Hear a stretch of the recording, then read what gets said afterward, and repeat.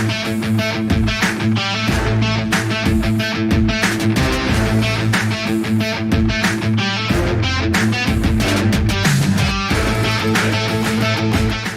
morning, fellow Hoops fans. What's up? Hope everybody is well. Welcome back to another episode of The Last Shot NBA show here on Little Birdie TV. As always, we are brought to you by our good friends at topsport.com.au. And of course, once again, we have old mate BK back in the building. BK, how are you, my man? I'm good, my brother. How you doing? I'm doing great, man. Had some nice Ethiopian food last night with my man BK. So I woke up this morning just feeling, just nice and refreshed. It was great to see you again in person last night. Always, my man. That Ethiopian tea will put you right to sleep.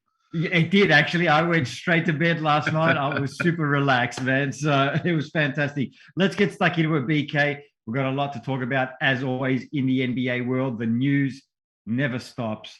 We're going to start off with the Boston Celtics, BK. All of a sudden, these guys are the hottest team in the league. They've got the best record in the league since, I think it's December. I think it's maybe Christmas Day. They're 10-4 since then, BK. They're slowly climbing up the standings. They're 3 games over 500 for the first time all season. They're at 28-25. Win yesterday also tied their season-long streak at 3, and now gives them a little bit of breathing room. They've got a 2.5-game lead over the Atlanta Hawks. BK, what have you made from the Boston Celtics being the best team in the league over the last 3.5 weeks?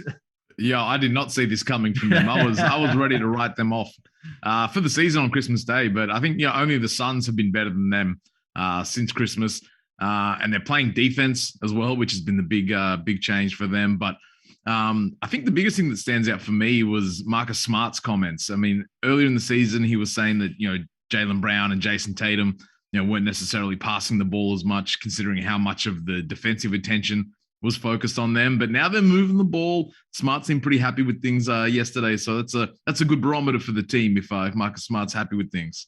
Yeah, I know, right? I actually did see that comment, and he did mention that the Jays, as he calls them, have been moving the ball. The defensive effort has absolutely skyrocketed. I think you mentioned the Phoenix Suns only have more wins than them since Christmas Day. And I think the Phoenix Suns may be the only team that has a better defensive rating than the Boston Celtics in that time frame as well.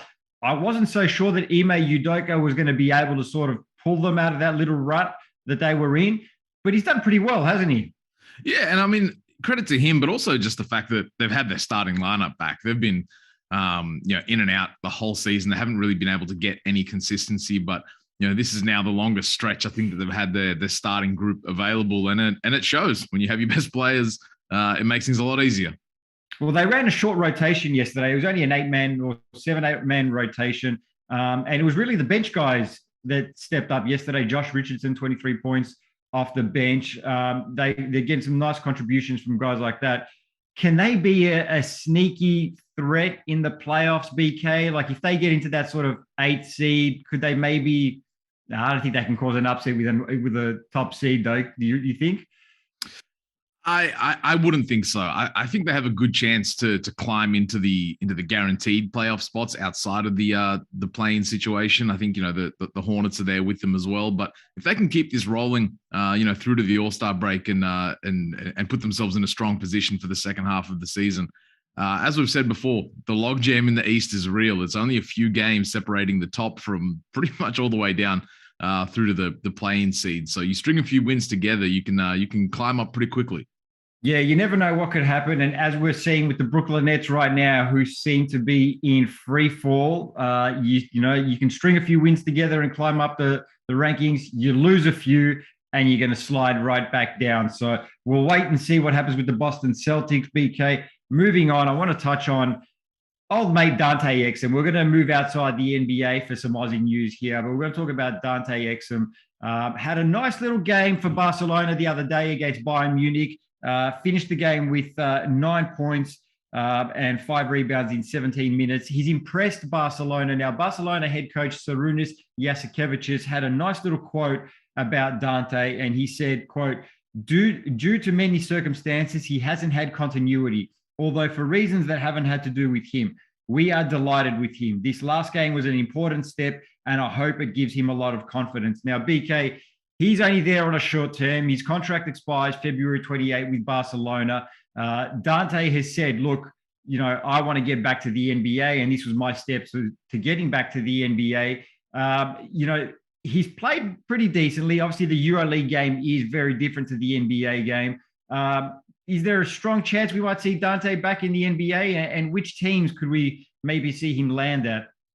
Well, I think, that was the goal, was to just get on the floor consistently for Dante. And that's something that he hasn't really been able to do. So I think if he looks at his time in Barcelona, it's as a success because he has been relatively healthy. He has been able to play consistent minutes. So he would very much be on the radar, I think, of NBA teams, especially heading towards the postseason. As you mentioned, February 28th is when his deal with Barcelona is up. So I wouldn't be surprised if we maybe see Dante coming back to the NBA. Could it be a return to the Utah Jazz? Obviously, with Joe Ingles going down, is that another guy they maybe look at who they're familiar with? I'm not too sure, but I'd be very interested to see where Dante Exum does land, because I still think he does have a lot to offer at the NBA level. 100%, I agree with you. And Jasikevic has actually said that they're going to make a decision on Dante Exum once his contract expires as to whether they want to continue with him. But I believe I read an interview where Dante has said clearly, look, my time here was only going to be for 3 months. It's going to be injury cover for Nick Metallinos. I do want to get back to the NBA. They asked him about the NBL as a potential landing spot, and he did say that he does see himself playing in the NBL, but not at this stage of his career. I think he wants to come here once he's all done with the NBA and finish off his career in the NBL. So hopefully we do get to see him. I do think there is a spot for Dante Exum somewhere in the NBA. He has shown, I thought he'd shown enough in preseason, that he did warrant a roster spot, but unfortunately he's had to go to Europe and prove that now. So we'll see what happens with Dante Exum as well. Moving on, BK, I want to talk a little bit about the Golden State Warriors, but probably not about the guys you think we're going to talk about, because we're not going to talk about the main guys. We're going to talk about their sort of, I don't even want to say bench guys, but their role players, because these guys have stepped up a lot, BK, haven't they? And we're talking about guys like Jonathan Kuminga, Jordan Poole, Moses Moody. Now when the Golden State Warriors play and there's no Steph, no Clay, no Draymond, no Wiggins, seems to be no problem for the Golden State Warriors. Hey, I picked against them in the last game against the Spurs, but the young guys just for the record, BK, I hate to cut you off. If you remember, I stuck with the Warriors, right? You did. I'll give you that one. But yeah, look, Jonathan Kuminga, I think for me is the guy that's probably been the most impressive. He's only 19 years old, hasn't had a ton of opportunity yet, but as the season's kind of rolled on, we see him, Jordan Poole, who's been great for them all season, and their other rookie, Moses Moody, as well, who's starting to knock down a lot of threes. It's sort of, when you look at the veteran guys on the Warriors and the young guys they have coming through, it's not necessarily, these guys are going to replace them. It's how long can they extend this period of success when you have these young guys that are, 19, 20, 21 years old, that look like they can play at this level for a very long time. When Steph, Clay, and Dre, they're all, post 30, now you can kind of see this next generation of guys that's going to be able to come in and supplement things and lighten the workload for them. And I think it speaks to two things in regards to the Golden State Warriors. One, it's pretty shrewd drafting on their behalf. I mean, Kuminga was the 7th pick. I believe Moody was 14. And then they get, I forgot his name already, Jordan Poole. No caffeine. It always happens to me. And James Wiseman hasn't even played this season. And James Wiseman hasn't even played. So it speaks to shrewd drafting from the Golden State Warriors, but it also speaks to what you mentioned. They've done well in being able to sort of keep that championship window open longer for guys like Steph and Clay and Draymond, because they're getting that nice mix of, all right, we've got the veteran guys that have done it, the championship level guys, but we need to add in a little bit of youth and, like you said, to supplement it. So they've done a fantastic job. The Warriors front office is one of the best in the business for me. Yeah, from a development standpoint, you have to tip your hat to them. They've done a great job surrounding their all-star Andrew Wiggins with these young guys to take them into the future. One last question on the Warriors, BK. What's it going to look like when Wiseman actually comes back and plays? Like, how do you think he fits in? Well, that's interesting because Kevon Looney has been the guy in the middle for them, and he's a good, reliable player. But the ceiling that James Wiseman offers this team at the center position, we saw him obviously have his struggles last season in his rookie campaign. Injuries didn't help that, but the ceiling of the Warriors, if James Wiseman is on the floor and playing at the level that many project him to eventually be at, is astronomical, because this guy's a super talented player. He has that size. He can shoot the outside ball. If he comes back for them healthy and is able to contribute, this could be anything for the Warriors, because I'm still high on James Wiseman, even though he hasn't gotten off to the best start in his career. Yeah, I'm with you. I'm high on him too. And I like the fact that he's got a guy like Draymond there. And they're not in a rush. Like, they don't need him to come back immediately. They can kind of take their time. They can develop him, take their time, develop him, and then have a guy like Draymond there mentoring you. I think he's going to be absolutely fantastic. And if they can get him back like next season, or even towards the end of this season, who knows? But next season for sure. Mix him in with a potentially, close to championship squad. They're going to be tough to beat. Yeah, and out of that whole group, Kuminga definitely has like star power. Like he looks like he could be the guy on a team. Almost in that, not Kawhi Leonard mold, but the physicality and the athleticism that he has. I really like Kuminga. I think he can be special. So between those two guys, plus all the other guys, and then you've got guys like Damian Lee on the bench as well. Like, there's just a lot of guys that can hoop on this Warriors team. And even like a guy like GP2, Gary Payton II. Like they found this guy, he's been bouncing through the G League and NBA and back and forth. And then he kind of looks like he's found a home. Even Andrew Wiggins, like, he looks like he's found a home with the Golden State Warriors. So there's definitely something about that franchise in terms of development, shrewd front office management. Got to take your hat off to them. Well done to the Golden State Warriors. And it didn't look like that for a while. It looked like they might have missed on a couple of these picks, but it's slowly but surely turning around for them, and it looks pretty optimistic out there. It does. Shout out to the Golden State Warriors. BK, we're going to move on to buying or selling today. Now we're going to talk about Bradley Beal. We spoke about the Washington Wizards as a whole during the week, but we're going to talk about Bradley Beal today. And the question is, BK, the Washington Wizards should trade Bradley Beal. Are you buying or selling it? I feel like we have this conversation at the trade deadline every season. I'm selling, because I think they are in a position where they can probably get some more help for Bradley Beal, because there's guys on the market like Sabonis or a Miles Turner, who I think they have the pieces. They have guys like Denny Avdia, Rui Hachimura, that they can package together with some picks and maybe get one of those guys. Because I mean, if Bradley Beal hasn't been traded from the Wizards in all of these other seasons, I don't know if this is the season that it does happen. I kind of think that they'll lean on that loyalty that he has, and maybe try and bring in some other guys. What do you think? You think they'll try and move him maybe to Philly? Yeah, I'm buying this. I think they need to trade Bradley Beal, free my guy Beal, get him out of there. I think the Washington Wizards are a below average basketball team. I think they're a below average run basketball team as well. I don't think they're capable of getting in the help that Bradley Beal deserves, and that kind of help that they need to get. I think they would have to give up Beal in a package to get it. So I don't think the Wizards actually even know what they're doing right now. I don't know if they want to tank. Do they want to compete for a playoff spot? I just think they're kind of like stuck in limbo with no direction at the moment. Bradley Beal, yes, he's been loyal to the Washington Wizards. That can only last so long. We saw it in Minnesota with Kevin Garnett. He was loyal to that franchise for 12 seasons, and they clearly didn't put the help around him that he wanted, and then he got up out of there in the end and demanded a trade. So, and that immediately paid off. And immediately paid off. And it was like, see what happens when you can actually surround these guys with the talent that they need. I don't think Washington's capable of that. And I don't think they're capable of attracting the level of talent that they need to put around Bradley Beal. So hashtag free my guy, Bradley Beal, get him out of there. I'll take him at the Knicks. They can have him. They can have Kemba Walker. They can have Evan Fournier. They can have Alec Burks.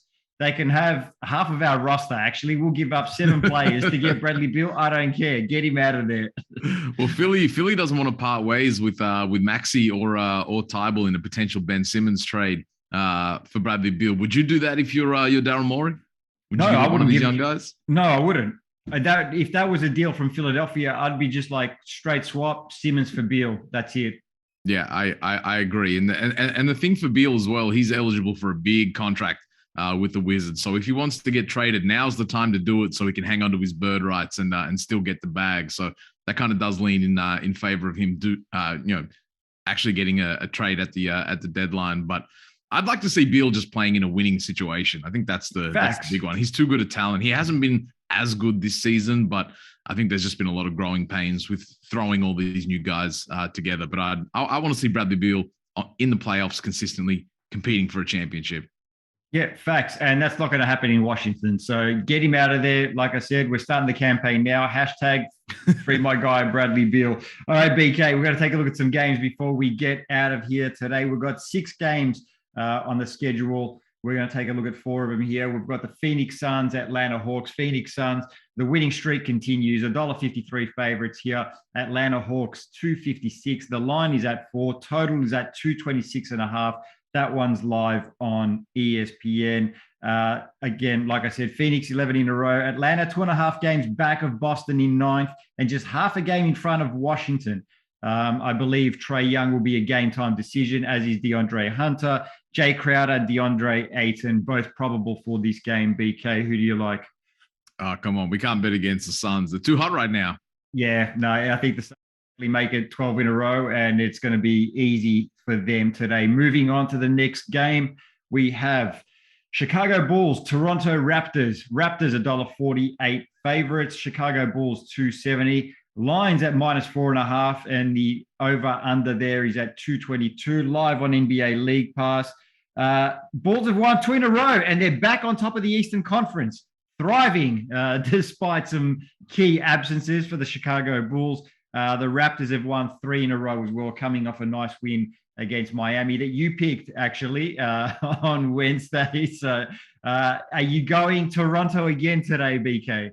I almost have to, especially Fred VanVleet is back after missing a few games. But it's the Gary Trent Jr. show in Toronto. 5 straight 30-point games. I'll stay with the hot Raptors. Yeah, I'm with you. Raptors at home as well. I believe Zach LaVine is he questionable or probable today, BK? I think a bit of both. I saw him mix of questionable and probable. So there could be a chance we might see Zach LaVine. We'll wait and see. But yeah, I think the Raptors at the moment, guys are firing. Gary Trent Jr. is firing at home. I'm going to follow your lead. I'm not picking against the Raptors at home today. Next game up on the schedule that we're going to take a look at here, Miami Heat, San Antonio Spurs. Miami Heat $1.33, San Antonio Spurs $3.45. Lines at 7.5, total at 222.5, live on NBA League Pass. Miami need a win, BK. They've dropped 3 in a row. I actually do think they're going to get that win today. Spurs have lost 2 in a row. For Miami, Jimmy Butler, PJ Tucker, Caleb Martin, all questionable for this game. Kyle Lowry is out. Spurs have got a lot of absences. No Jock Landale, no Jakob Poeltl, DeJounte Murray questionable, as well as Doug McDermott. Miami need a win. I think they get it today. I agree. I just don't know if the Spurs, even against a shorthanded Miami Heat team, we've seen the Heat shorthanded all season and still be able to get results. So I'll rock with the Heat in this one. Yep. I think 3 out of 3 we agree on today? We're all on the same page here. There we go. If we're going down, we're going down together. The last game we're going to take a look at here is the Lakers and the Clippers. The Lakers, $2.38. The Clippers, $1.60. Lines at -3.5. Total, 220 flat. Live on ESPN today. Remember when these games used to be good, BK? The Lakers and Clippers battles? Seems like a long time ago. This is 8th versus 9th today. The Lakers have lost 3 in a row. Clippers lost their last game, but they've got a 1-game lead over the Lakers in the standings. No LeBron James for the Lakers. He's been ruled out. Malik Monk is probable, and Ivica Zubac is questionable for the Clippers, BK. Home game for both of these teams, despite what the schedule may say. I'm rocking with the Clippers. I just think that the Lakers are still terrible, and they're even more terrible when LeBron doesn't play. All right, we're going to have to split one of these games. In Russ we trust. I'm going with the Lakers in this game. Listen, I admire your loyalty to this man, despite the terrible showings he's put forth on the basketball court this season. Hey, I'm on Westbrook Island. It's a lonely place, but let's go. Yeah, I think you're pretty much like the only guy remaining on that island. He's BK. Everybody else's fault. I love it. All right, one quick NBL game we're going to take a look at, and then we're out of here. We've got the Sydney Kings and the Tasmania JackJumpers here. Kings, $1.48 favorites. The JackJumpers, $2.63. The line is at -4. Totals at 158.5. Live on ESPN tonight, BK. This one's the 5th and 6th battle in the NBL. The Kings are 5 and 6 on the season. JackJumpers 4 and 6. Surprisingly, I didn't think they'd have 4 wins up until this point in the season, but they do. I'm going to have to go with the money here, BK. I think Sydney beat the JackJumpers. I just think they're too good for them. And I think Xavier Cooks has been having a great season. Yeah, Xavier Cooks has been absolutely balling, and the JackJumpers punished us last time for picking against them. So I'm going to have to pick against them again. I'm going to rock with the Sydney Kings. Shout out to my guys at the Kings. Shout out to the Kings. I love it. I think we're probably going to pick against the JackJumpers every game this season, and they'll probably prove us wrong on a couple of occasions, but tonight ain't it. Facts. Yeah. All right, BK, you've got a busy day ahead. I've got a busy day ahead. So we're going to jump on out of here. We're going to be back on Monday morning with a hell of a lot to talk about. This has been another episode of The Last Shot NBA Show here on Little Birdie TV. And we'll see you guys Monday morning.